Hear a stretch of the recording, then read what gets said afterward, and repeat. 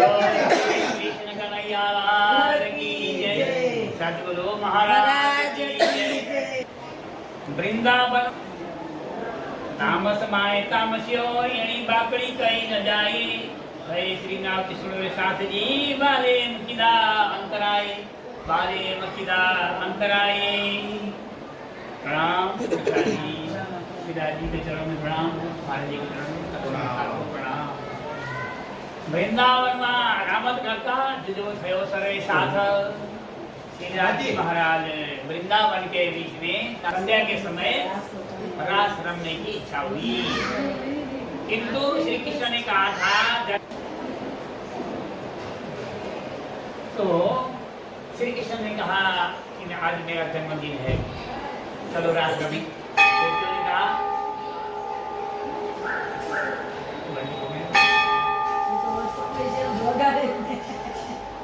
गोपियों ने कहा हम खुद मजदूर हैं, आपके साथ रास रमने कैसे जाएंगे? तो मैं मना कर दिया तो श्री कृष्ण भी कहने लगे जब तक तुम नहीं बोलोगे हम नहीं बोलेंगे। और गोपियों ने कहा कृष्ण नहीं बोलेंगे तब तक मैं भी नहीं बोलूंगा, हम भी नहीं बोलेंगे। कृष्ण और गोपी में बोलाचाली बंद हो गई। क्यों? कि कृष्ण ने कहा रास रमने के लिए, उन्हें मना कर दिया, तो इसी बात से दोनों रूठ गए। तो कितने दिन रूठे? कहते 11 वर्ष के 11 साल में जन्मदिन के 11वें जन्मदिन में कहा था 52 दिन है ना, 52 दिवस तक 11 वर्ष 52 दिवस। हाँ 11 वर्ष तो वही है 52 दिन। 11 वर्ष तक तो बोलते रहे और 52 दिन तक बोलाचाली बंद हो गई। 52वें दिन उन्होंने सोचा, बकरे चराने गाय चराने गए थे, तो श्री कृष्ण ने कहा बलराम को आगे जाओ जी, अब मैं पीछे चले आऊंगा। और उनको कहा कि तुम पीछे रहो मैं आगे चले जाऊंगा। तो ऐसा कहा करके छटक गए और कदम की गछिया में चढ़ करके बंसरी फूट दी, नाद बंसी की नाद हो गई। तो बंसी की नाद सुनते ही गोपियां घर घर से उनको लगा था कि एक और उदाहरण दे दो मैं, कि एक पति पत्नी से उनमें किसी बात पर अनबन हो गई तो बोलाचाली बंद हो गई। एक दिन नहीं, 2 दिन नहीं, महीना बीत गए, बोलती नहीं, ना पत्नी बोलती ना पति बोलता है। तो उनमें क्या है कि वो बोलेगी, पत्नी बोलेगी तो मैं बोलूंगा, पत्नी कहती है पति बोलेगा तो मैं बोलूंगी। ऐसा करते करते महीना ही गुजर गए। तो एक दिन पत्नी ने विचार किया, अरे पति ने विचार किया ऐसे काम नहीं चलेगा, बोलना तो पड़ेगा। पूष का महीना, ठंडी का महीना, आग में आग सेक रहे थे, अग्नि जला करके सेक रहे थे। धोती को थोड़ा सा आग में डाल दिया। अब ये कैरी कॉटन होता था मुश्किल हो जाता उस समय, सूती है ना कॉटन का, धोती को डाल दिया, थोड़ा सुलगने लगा, धोती सुलगने लगी। तो पत्नी कहती अब तो जल मरेगा। अरे किसी किसी की धोती जली था, तो उसने कहा ना बोलने वाले को बोलने पड़ी, तब सिकुड़ गया है ना। इसी तरह से बोलाचाली है ना बंद हो गया था। तो कब कृष्ण बुलाएंगे तब मैं जाऊंगी, हाँ हम जाएंगे, ऐसा सोच रही थी गोपियां। कृष्ण ने बंसी की नाद छेड़ी तो उनको लगा कि कृष्ण ने मेरा नाम लेके बुला रहे हैं, ऐसा लगा सभी को, सबको लगा कि मेरा ही नाम लेकर मुझे बुला रहे हैं, मुझे जाना पड़ेगा। तो सब, कोई गाय गो रही थी, दूध काट रही थी, वो भी वहीं छोड़ दिया, बच्चे को स्तनपान कराया वो भी छोड़ दिया, पति को पिलस रही थी वो भी छोड़ दिया। जिस दशा में उसने सुना उसी दशा में वो दौड़ पड़ी, है ना।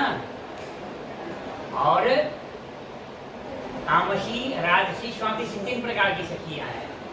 तामसी, हाँ यहाँ संसार में भी हमें 3 प्रकार के हैं। तामसी कोई है, कोई राजसी, कोई राजसी है, कोई स्वातिसी है। सात्विक स्वभाव वाला है ना वो सत्व गुणी से रहता है, हमेशा शांत रहता है। रजोगुणी चटपटा चाहता है, तमोगुणी तो और ज्यादा ही कर लेता है। इसीलिए यहाँ स्वातिसी सखी तामसी सखी निकली, उसके पीछे राजसी निकली, स्वातिशी सखी हो तो किसी को दुख दुखाना नहीं होता है। स्वातिशी का स्वभाव क्या है, किसी को दुख नहीं देना है। तो पतियों से कहा, पति से ससुर से कहा कि हमें कृष्ण बुला रहे वृंदावन में जाएं।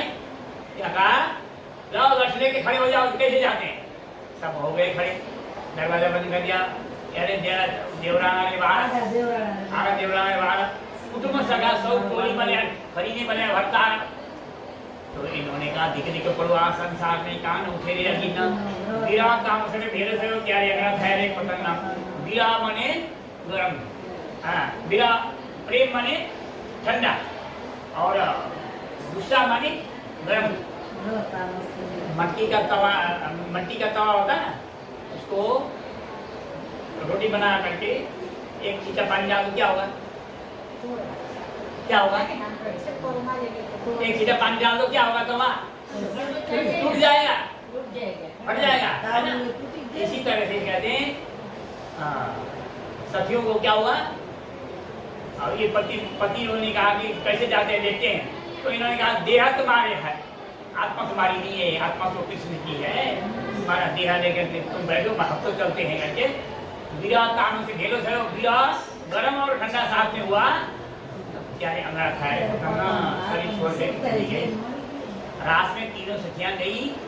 लेकिन वहां भी कृष्ण ने कहा क्यों आई हो सखियो, तो कुलवधु हो, मीणा मारवा लग जाओ, मीणा उतरा, तुम तो कुलवधु सखियो क्यों आई, घर छोड़ के जाओ जाओ, क्या वृंदावन देखना है, चलो आंबा आंबली आसोपाल अंजीर होड़े अमुक બધું બતાવી દઈશ, કહી દઈશ, હા।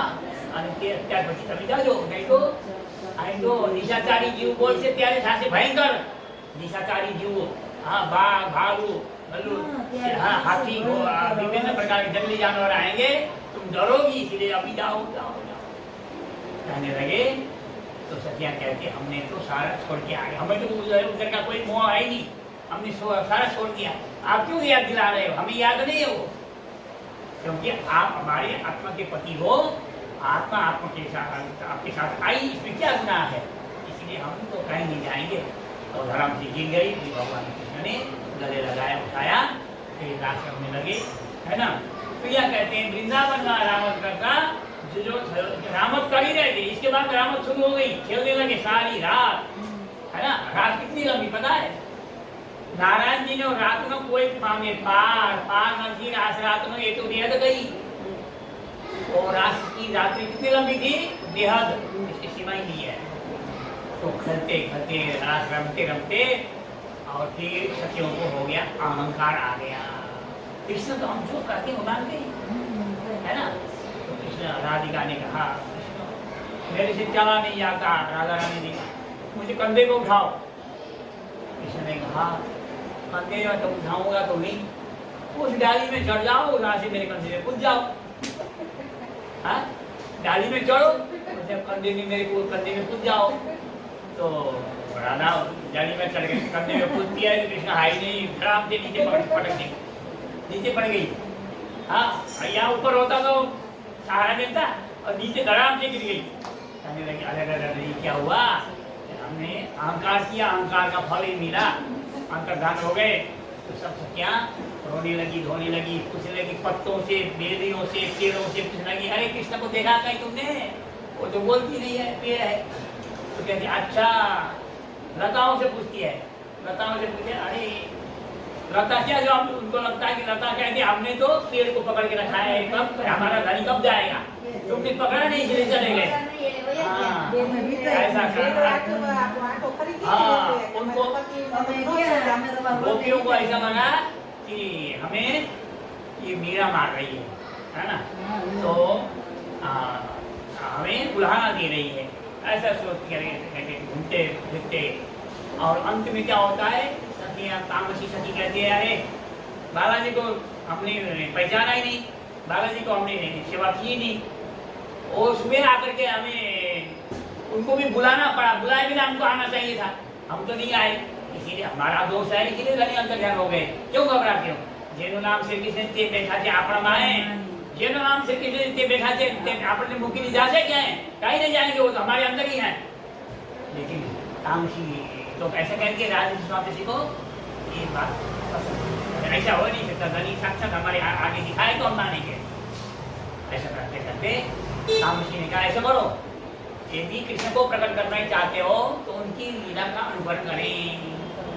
हाँ, अनुकरण लीला क्या कैसे करें? अनुकरण लीला करें। अनुकरण में क्या करना होगा? कृष्ण ने जो भी किया था, लीला की थी, उसी लीला को दोहराए, उसी लीला को दोहराए। दोहराने के लिए कहा तो सखियां कहती हमसे तो चला ही नहीं जाता, उठा ही नहीं जाता, कैसे करें? तो वो ढाढ़स बनाती हुए उठाती है और राधा जी को बनाती है कृष्ण, और गोपियों को कहते तुम लोग जाओ अपने अपने गाँव में, और राधा जी बंसी बजाएंगे कृष्ण बन करके, फिर दौड़ के हम आएंगे, पहले की जैसे लीला करेंगे। तो राधा जी को बंसी बजाने के लिए कहा, वो तैयार हो गई बंसी बजाने के लिए। कृष्ण ने कहा ये बंसी बजाने का काम तुम्हारा नहीं है, चलो बोलो कृष्ण का नहीं आना है, प्रकट हो गए। ये बंसी बजाने का काम तो मेरा है, ये मेरा काम तुम नहीं कर सकती।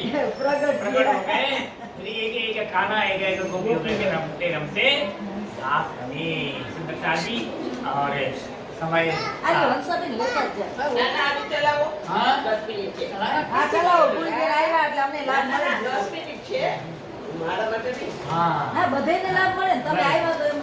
तो स्वामी जी कहते हैं रास रमने के बाद इस तरह से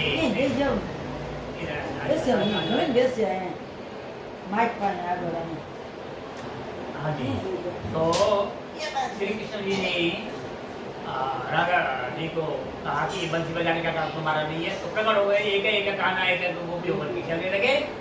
फिर जमुना जी में जाकर के स्नान करने लगे। अनिहारे झिलना रंग सुरामना, अपने विष्णु बालाजी के साथ झिलना करने लगे।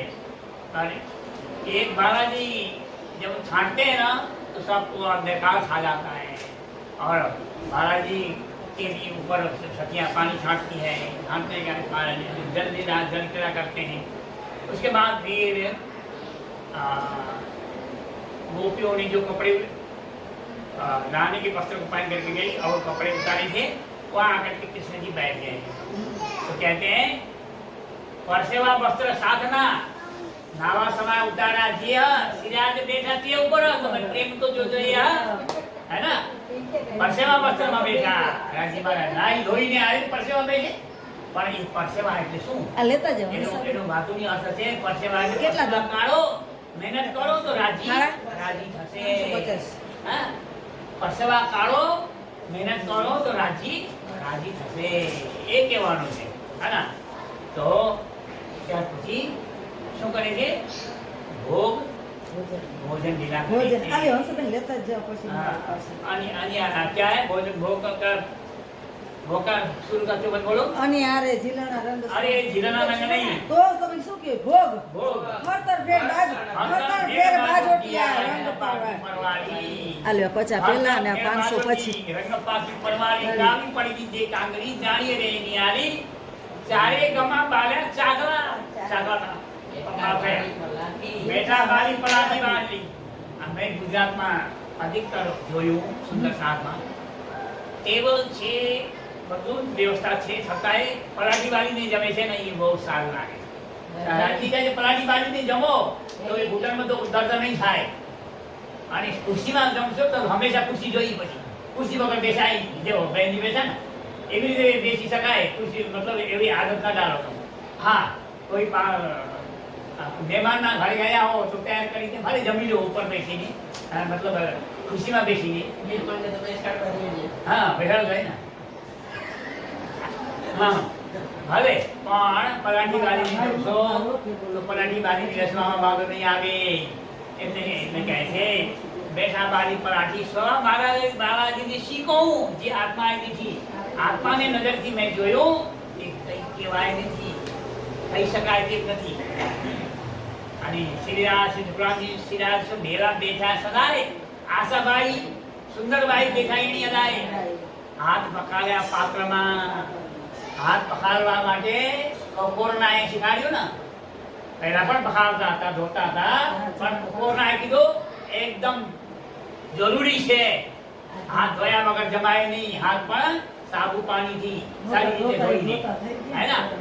અને પ્રણામ કરો તો બે હાથ જોડીને, અને હેલો હાય આ આપણો નથી, હે ને? અને હેન્ડશેક એ પણ આપણો નથી। અને કોરોનાના સમયે તો ના પાડ્યું હતું કે હા તમે બે હાથથી પ્રણામ કરો, બે હાથ જોડીએ, બીજાના હાથ અડતા નહીં, દૂરથી પ્રણામ હે ને? હા, દૂરથી પ્રણામ કરો. તો શ્રીનાથજી મહારાજ જમવા બેઠા અને સૌ સખી શું ઇન્દ્રાવતી થયા કૃષ્ણને ભલી વાતો સૌ સખીઓની સાથમાં લઈને ઇન્દ્રાવતી સખી પીરસે છે બધાને અને જમાડે છે, હે ને? ત્યાર પછી અને શ્રીનાથજી મહારાજ તે સૌ સખીને જમાડે છે. ઓ ફરી પાછો નરસાજી એ રીતે રાસની લીલા પૂરી થાય છે અને કહે છે અંતિમમાં ગપ્પા મારે છે. જમ્યા પછી થોડા ગપ્પા મારવું છે ને, તો કહે છે કયા વિષયમાં ગપ્પા મારીએ?